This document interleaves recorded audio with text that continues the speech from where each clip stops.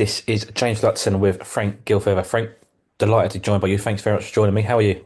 Thank you. I'm very well. Good to talk to you, James. And to you. So today we're going to talk about Chris Eubank Jr. and Conor Benn.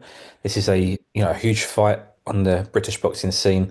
It's been building, the rivalry been building, bubbling quite nicely for the last few years now, and obviously they've followed in the footsteps of their fathers.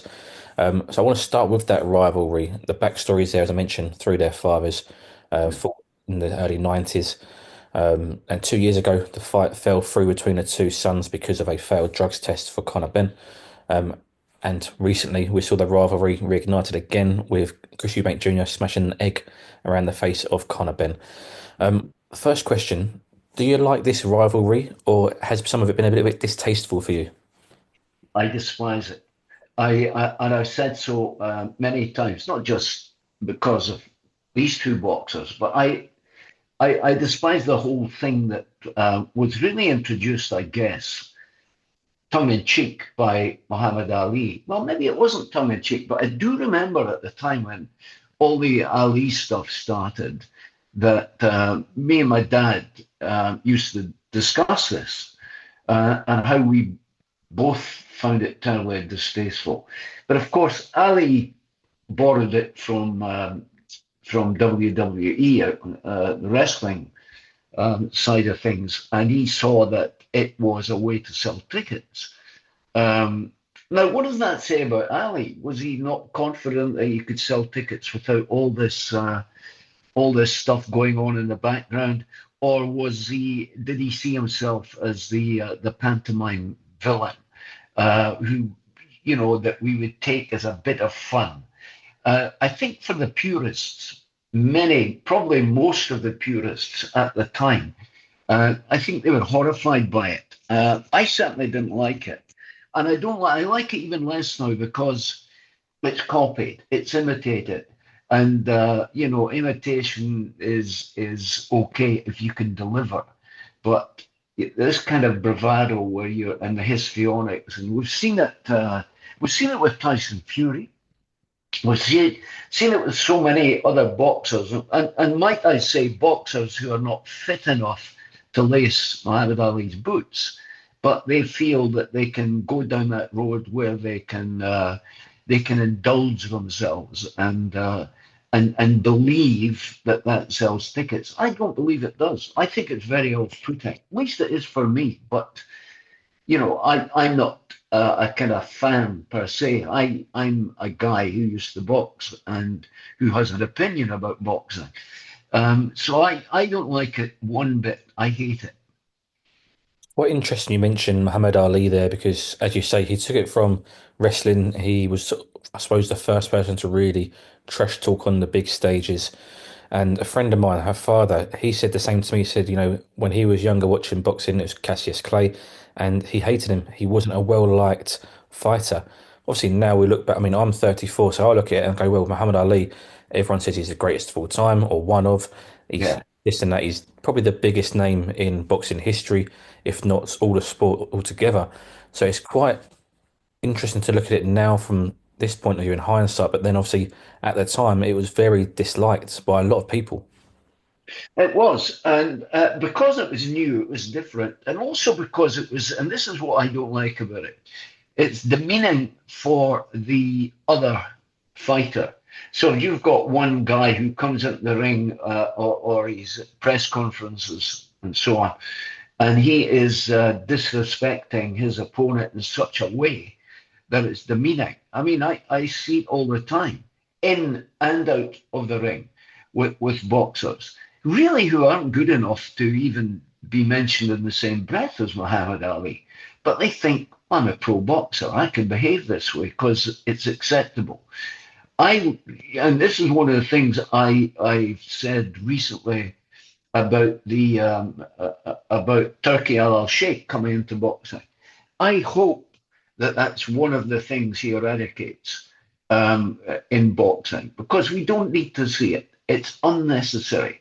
I mean, why would you think that that's going to sell a few more pay-per-view tickets or even tickets at the arena? I don't think it does. So I dislike it intensely, and I would love to see that taken out of boxing altogether. It's not a nice look. Do you view it as an insecurity for their ability? Yes, partly. There is that aspect to it, and I don't think. I think it's the typical bullying behaviour, where you've got one guy who's got a strong personality, for example, and he would like to dominate proceedings wherever or whatever they might be, in front of his opponent, so that he can feel good in himself.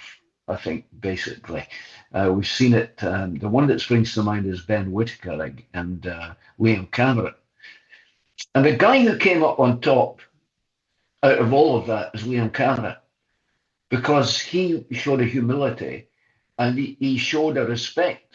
Uh, uh, although he must have loathed Ben Whitaker for what was going on at the press conference, and inside the ring. And that kind of behaviour should not be tolerated in any sport. I think, especially boxing, because these guys are giving their blood, and to be treated by an opponent in the way that they are sometimes is purely unacceptable, I think. Do you think social media has had a negative impact on that side of things? Because, for example, Eubank Jr. smashing an egg around Conor Benn's face, that goes viral. It gets column inches in newspapers, magazines. The amount of eyes that get put up on social media, has that had a negative impact on a marketing of a fight? I think so. I think that what you're seeing is a different kind of boxing fan um, coming along. And may I say that largely, I'm judging this by some of the stuff that I've read on my own social media platforms, which I must say are 99.9% encouraging and favourable. And I like to engage with my audience.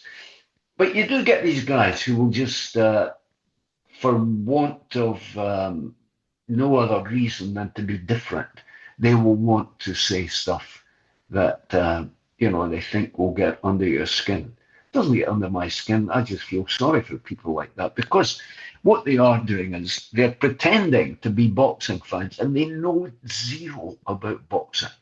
And you can tell it right away. And you can tell by the comments that they're not interested in engaging in the debate that might be going on social media at any particular time. They just want to say something negative. So these guys should be discounted. If you can't say something positive and meaningful, where people might say, well, that's a decent point. I never thought about that. But if you haven't got the wherewithal, if you haven't got the brain, if you haven't got the knowledge to engage in the debate in a proper way, then say nothing. It's as simple as that. So I think, yes, in answer to your question, yes, social media has not had a great deal of, it's not a win-win situation for social media, because uh, these guys just want to get involved and to be part of it and to be different and to be, just to be somebody who's got an opinion they think matters, and it, doesn't matter. Yeah, definitely. A lot of people feel that Eubank has approached the fight in a clever way by doing his antics, because I feel like he's winding Conor up, which may see a emotionally charged Conor Benn come fight night, which might play into Eubank's hands if he is too emotional. What are your thoughts on that aspect of it? Yeah, I think that's a possibility. However, having been in that situation, albeit as an amateur, uh, uh, you don't get over concerned about the antics of what your opponent might be saying or not saying. Having said that, we never had anything like this in our day, and now what you're seeing is the copycat behavior. So you're seeing it even with young amateurs at 14, 15, 16, who are behaving intolerably. Now, they're punching the air in triumph, and they think that they're something special. And this is where coaches and parents should come into the equation, where they've got to pull these kids aside and say, remember, you're not a world champion. You're not even a district champion. You're just a young guy who boxes, and there's millions of you. So don't behave like you're Conor Benn or Chris Eubank Jr. Behave as if I, as a parent, or I, as a coach, would like you to behave with respect, especially as respect for your opponent. So I think we've got to stamp all that stuff out. This is why I say if Turkey Al Sheikh, can have a say on this in terms of the overall behaviour of boxers. If he can pull them aside now and say, look, this is not going to happen in our game. You either do it our way or just on your bike. That's how I would like to see boxing progress. Not a good look just now. What's the solution to that, Frank? Because at the moment, the British Boxing Board of Control do apply fines and things like that. Obviously, I mean, Derek Chisora has had numerous fines throughout his career for his antics in press conferences. And it doesn't seem to be a real deterrent because they're obviously getting paid an awful lot more than the fine is. So what is the solution? Um, well, certainly the solution is for the governing bodies to step in and impose serious sanctions. To such a degree where if I were, for example, if I were involved in a contest, well, let's look at Tyson Fury's father and his behaviour over the last few years. You know, quite aside from headbutting the guy in Usyk's camp, I would just take them out of boxing and say, sorry, you're finished. And if that's not a deterrent to the next guy, then I don't know what is. So I would go that far. Now it may well be we haven't heard anything about that, but the aftermath to that, of course, was that Tyson Fury's father, John Fury, never got anywhere near a fight or a press conference again. Could it have been that Turkey Al Sheikh pulled him out and said, right, that's you finished. If you think you're going to turn up and ruin my event by behaving this way, then I'm afraid you've got another thing coming. And it may well be, who knows? I hope so. That would be great. We mentioned about deterrence here. I want to move on to Conor Benn's failed drugs test. Obviously, he's served a 2-year ban, seemingly. However, obviously, of course, it's a great deterrent, a 2-year ban. He's obviously lost out on earnings and things like that. But he's come back in, he's straight back into a main event, a big money fight. He's going to get probably his largest payday of his career, I'd imagine, potentially the biggest he will ever have in his career. Is there, I mean, there's for me no deterrent on that front either. Same as Ryan Garcia, he's heading into a main event Yeah. fight. Well, they served their 2-year ban, which they would fight what probably missed out 3, 4 fights in that time frame. Yeah. So what's the deterrent on drugs and what should be the deterrent and solution for that? There's only one, in my view. Total ban.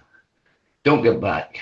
We've seen it before in athletics. We've seen it in other sports, in like weightlifting, powerlifting, and so on. And all these different governing bodies will have their own ideas what they should do. But I would say, this isn't for you. If you think you cannot survive without a banned substance in your system, then you shouldn't be in this game. So bye bye. I would just have a total ban, and that would soon pull everybody into line. Because if they think the governing bodies are going to act, as draconian as that, then they will change their mind. They will. Well, I won't take any chances. And if they think they're going to be drug tested on a fairly frequent basis, where the drug testing guys come into the gym and say, right, as they do in football, in the changing room after, right, you, and you out for a drug test. Now, I don't know what goes on in boxing other than whatever's happening hasn't worked, right? And the other thing is the various governing bodies, in my view, don't do nearly enough. Um, and it's disappointing. If you were to say to a professional boxer, for example, in this country, do you know who Richard Smith is? And they would say, no. Oh, he's the boss of British Boxing Board of Control. Really? Never knew it. Couldn't tell you what he looked like.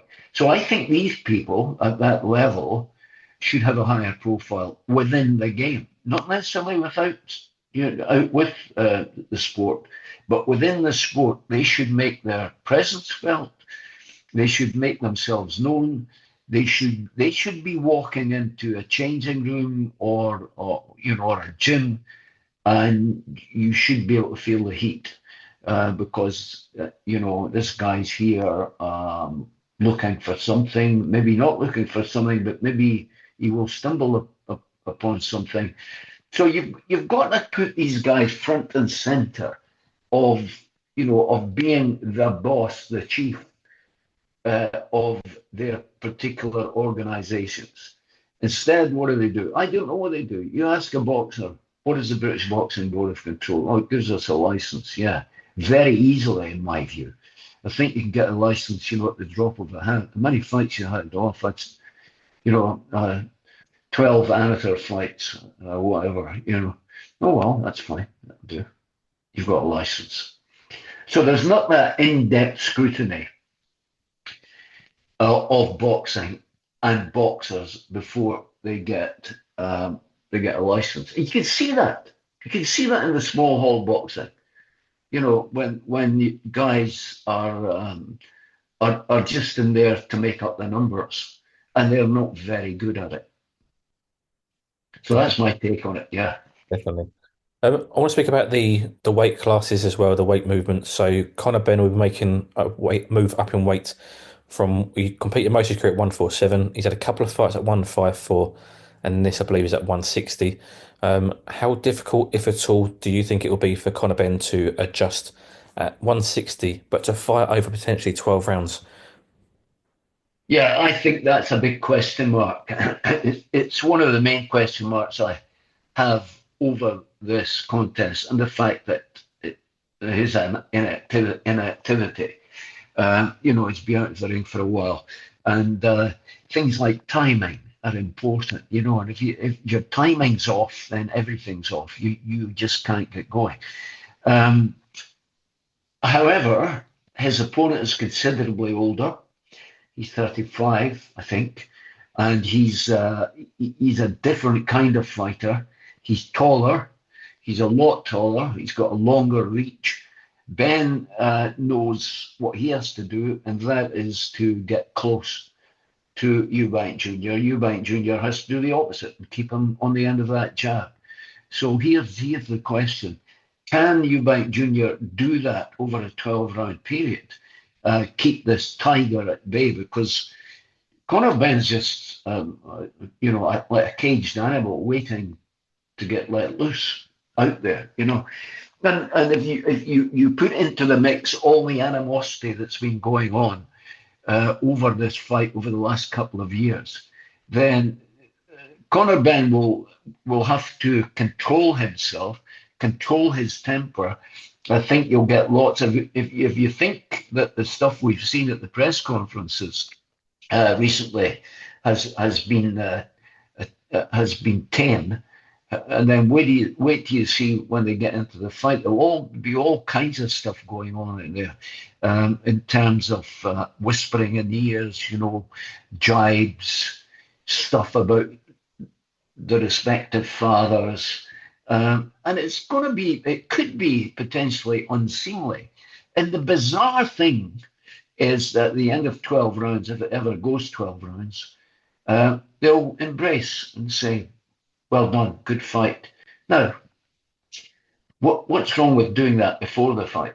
If you know what I mean. I'm thinking back to the great days of professional boxing, where the boxers would turn up for the weigh-in on the morning of the fight, by the way, and they would get none of this kind of staring at each other in the face for about a minute and a half while people took a million pictures. Um, None of that went on. They would come in, they would get a picture taken. There'd be no staring, no antagonism, no animosity. They would shake hands with each other and wish each other good luck for the fight. And that would be done in a gentlemanly way. And at the end of it all, they would embrace and say, well done, no matter who's won. Now, what you get now is if one boxer's considered he's had a raw deal, then there's all kinds of crazy stuff goes on in the ring, to make sure that his protest is noted. Didn't get that before.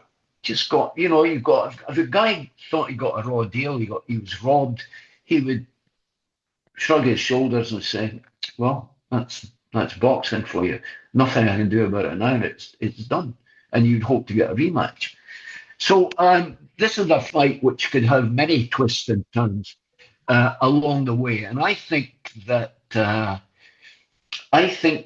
height difference, the potential problems with the weight, um, and also the reach difference. I mean, generally speaking, I would have Eubank as the winner because of these differences. If you've got a good fighter with height and reach advantage, he he really shouldn't lose. But then you've got Conor Benn, who's a big puncher, and I think a bigger puncher than Eubank is. And whether Eubank can stay out of his way for 12 rounds, I don't know. If it goes 12 rounds, of course. I think it probably will. We've seen through Eubank's career, he's had a granite chin, much like his father. Until recently, last two and a half years, he lost by a stoppage, his first stoppage loss to Liam Smith. Now, the older you get, the more difficult it becomes to make the weight.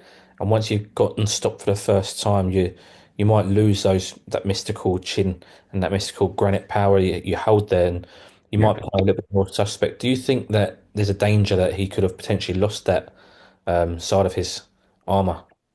Yes, there is definitely. But if you add to that the fact that he's spent a long time where he's been inactive, where he hasn't been, so therefore probably not as sharp as he might have been. If you've been boxing and your eyes in and their timing's good, and you've had 2 or 3 fights a year, this is the crazy thing nowadays, is that boxers hardly ever fight. They talk a lot.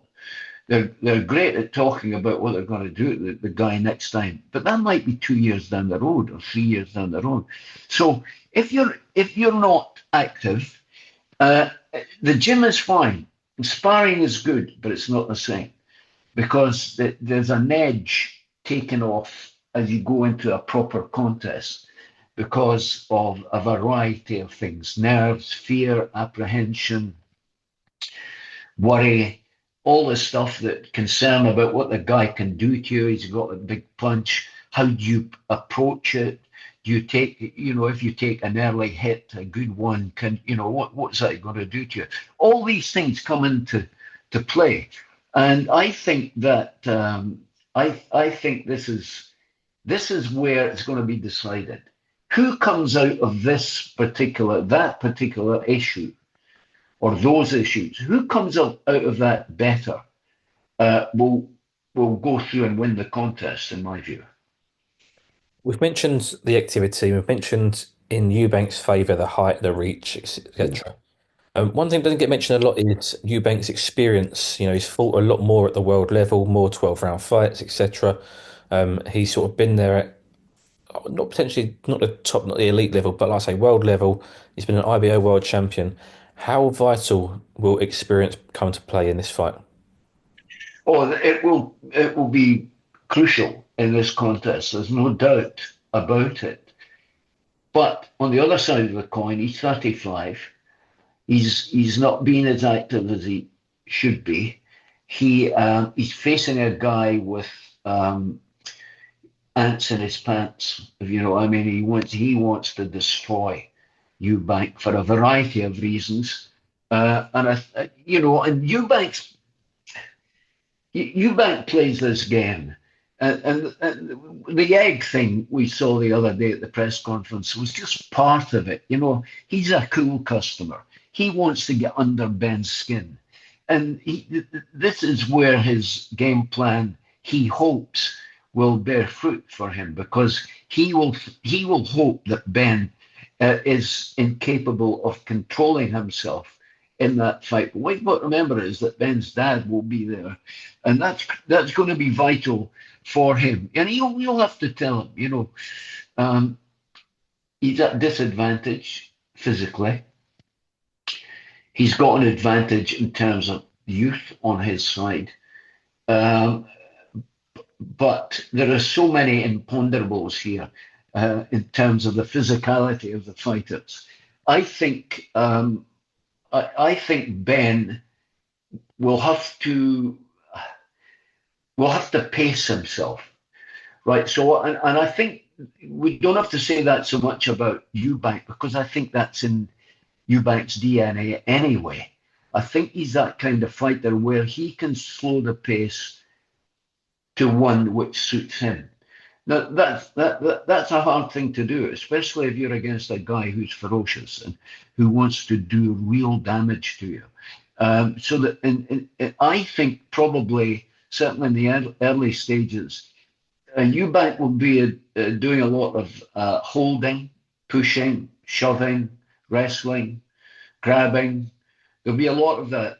There'll be jab, move, jab, grab, all that stuff will be going on just to keep the pace at the level he wants.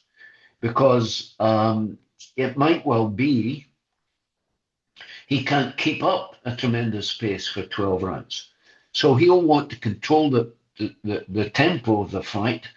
And then when he feels better as the fight goes on, he then can maybe feel in a position to step up that tempo and think, okay, I'm in control here. And all he needs to do, Eubank, is to keep that jab in the face of Ben. Now, if he does that well, then Ben shouldn't get near his chin. He'll try and get near his body and bring those arms down. Uh, but I don't think he should be able to get near his chin. It will all be down to fitness. I've mentioned the pros and cons of both fighters. On paper, or if you told somebody in the street who's not a boxing fan, a welterweight's coming up to fight a middleweight who's been at world level, who wins the middleweight? But with all the different bits and pieces we've spoke about today, do you feel this fight actually is a 50-50? Yes, I do. I mean, I hate saying that because I'm always one that if I'm asked for a prediction, I like to give it. And whether or not it's right or wrong is irrelevant. The relevance is that I'd be asked for an opinion, so I would give it. So if you look at both fighters, it's the typical box fighter against a fighter. It's Bivol against Beterbiev on a kind of let's forget I said that. If you know what I mean. Yeah, they're not in that league, of course. But it's the same kind of scenario where you've got the hungry fighter. He wants back in the game big time at a high level. I'm talking about Conor Benn here. He's got to live down that drugs ban, and he's got to beat a guy he totally despises. And the same is true of Eubank. Eubank's a different type of fighter. Uh, and he ought to be able to box his way round this one.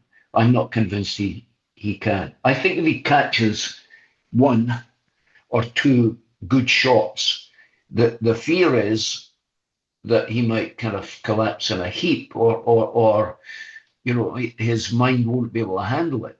Uh, on the other hand, he is a good fighter. He's clever, and the way he can grab and wrestle and kill time will be crucial in this match, in this fight. Absolutely. Frank, that's all I had to ask you. I want to thank you very much for your time. It's been a real pleasure, and it's nice to hear your opinions and you breaking down that fight for us as well. So thank you. Thank you, James. Good to talk to you.